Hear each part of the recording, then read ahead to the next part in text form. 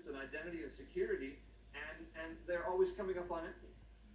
Temporarily, things might be satisfactory, but long term, this is why people spiral, because they can't find satisfaction for those things apart from the Lord. Only God can satisfy the deepest longings of the soul in the areas of love, acceptance, identity, and security.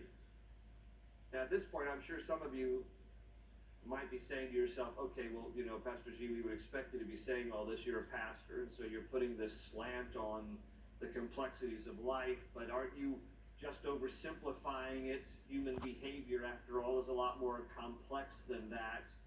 And frankly, some of you might say, I just like doing bad things because I have fun in it. It's not really a statement that I'm living a dissatisfactory life. Well, please understand that I don't say these things in judgment of any. I'm saying these things because this is the reality of the human heart and the deception of the human heart. This is the condition that all of us face. I say these things because anybody with a measure of intellectual, spiritual, or emotional honesty would have to admit that when you are in pursuit of things to try to satisfy the deeper issues of the heart, and you try this and you try that and you try that relationship and this relationship and you experiment with this thing and that thing, that something is wrong, that something is missing. You know it. I'm sure I'm talking to people, you're not stupid.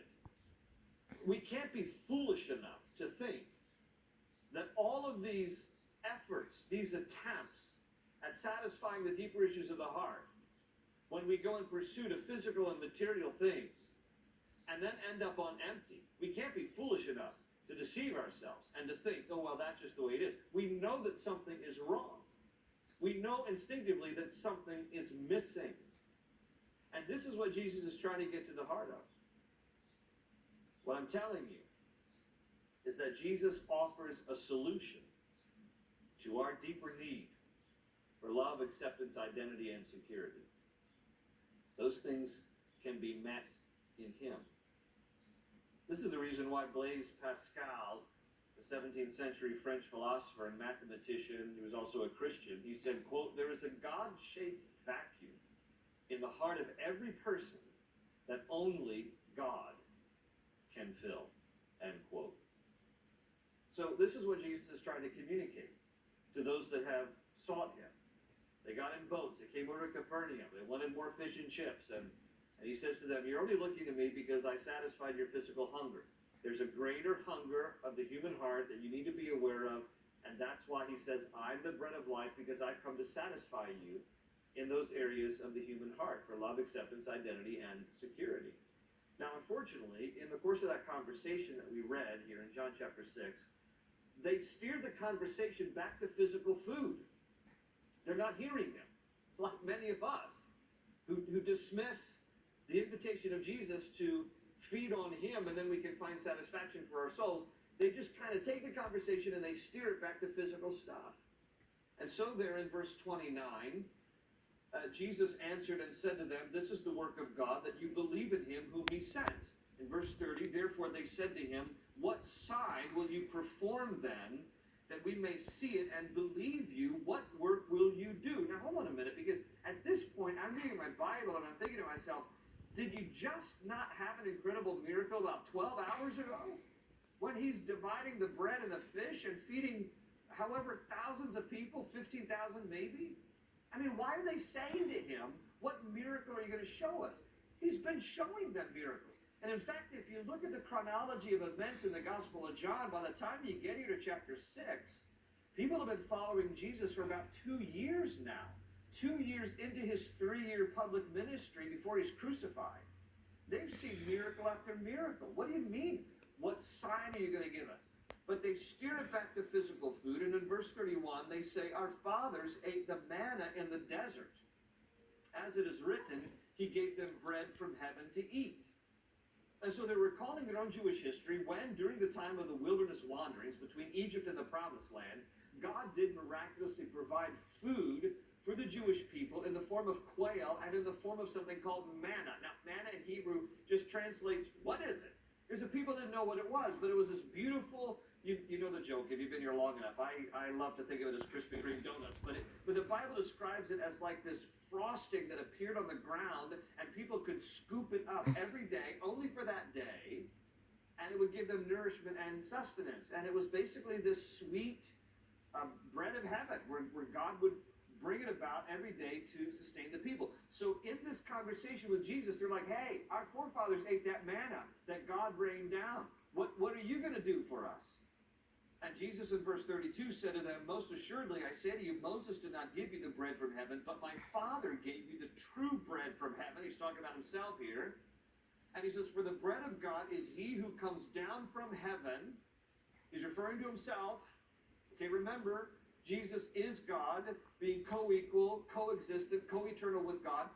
Jesus comes down, God taking on flesh, Jesus now, we beheld his glory, the glory as of the only begotten of the Father, full of grace and truth. And Jesus is saying to them, I'm the one who came down from heaven. You think that miracle about manna coming down from heaven was spectacular? Let me tell you something. There's a more spectacular miracle standing in front of you. I am the bread of life. I've come down from heaven. And he says to them in verse 33, for the bread of God is he who comes down from heaven and gives life, Zoe, to the world. And then, verse 34, they said to him, Lord, give us this bread always. And that's when Jesus says to them in verse 35, I am the bread of life. He who comes to me shall never hunger. Listen, shall never hunger. And he who believes in me shall never thirst. I mean, you got to hear those words. Because again, Jesus was not talking about physical hunger. He's talking about the deeper issues of the soul that can only be satisfied in him. He says, if you feed on me, you'll never go hungry again. If you partake of me, you'll never go thirsty again. I will quench those deeper heart issues of the human soul. Now, I think probably one of the best stories that illustrates this is a story that is found just 2 chapters earlier in John chapter 4. I'm not going to read it, but I am going to retell it, and many of you are already familiar with this story. But it's a very tender encounter that Jesus has with a Samaritan woman in John chapter 4, when he stops at a well to get a drink of water in a town called Sychar. Now, the Bible says in John 4 that his disciples have gone into town to get food, and Jesus is left alone there at this well, and along comes this Samaritan woman. The Bible says it's in the middle of the day, which is very unusual, because women would typically come to the well in the cool of the morning or in the cool of the evening, and they would often come together as a group. Here she is coming all by herself in the middle of the day, very unusual. We come to find out why later. She doesn't really fit in with the wives of Loudoun County. She is not really accepted by them, because we find out later she's been married and divorced 5 times. And so she doesn't come with the rest of the ladies. She's too ashamed. She doesn't fit in. She happens to come, though, at the very moment that Jesus is there at that well by himself. This is a divine appointment, and she has no idea. And Jesus strikes up conversation with her. To make a long story short, in the course of the conversation, Jesus makes a statement to her, and the statement is going to lay her heart wide open, because he's going to get to the issue that is deeper than just physical thirst in this example. It's a spiritual thirst. It's a spiritual hunger. And the statement that Jesus makes to her is, in the course of this conversation, he says to her, why don't you go call your husband? And she says to him, I have no husband. And having, of course, the wisdom of the Spirit and discernment to see right into her heart and into her life, Jesus says to her very tenderly, he doesn't shame her with this. He just points out the fact. He says, well, you're right. The fact of the matter is you've been married 5 times, and the guy you're living with right now, number 6, you're not married to. Now, in that moment, she's just undone, because she just realizes that Jesus is no ordinary man, By the end of the story, she realizes he's Messiah. Somebody who can penetrate and look right into her soul and realize the things about her life in such detail. She realizes this is no ordinary man. And what Jesus did in that moment, in that conversation, was he pointed out to her the deep longing of her heart. The cry of that woman's heart was, would somebody please love me? So she went from man to man to man to man, one relationship after another, one sexual encounter after another, thinking that somewhere along the line she will find satisfaction, only to realize she comes up empty. And this is why then Jesus says to her, if you drink from the water that I offer you, he talks about living water. He's referring to himself. He says, you'll never thirst again. You'll never thirst again. She says to him, sir, give me some of this water. Friends, listen. This is the whole meaning behind John 6:35. When Jesus says, I am the bread of life. He who comes to me shall never hunger, and he who believes in me shall never thirst. He's offering for us satisfaction and fulfillment like nothing and no one else can give us. Now, I want to make this point. I want to be clear about this. I am not saying that if you come to Jesus, the real reason Jesus came is to just bring satisfaction to your human existence. Okay?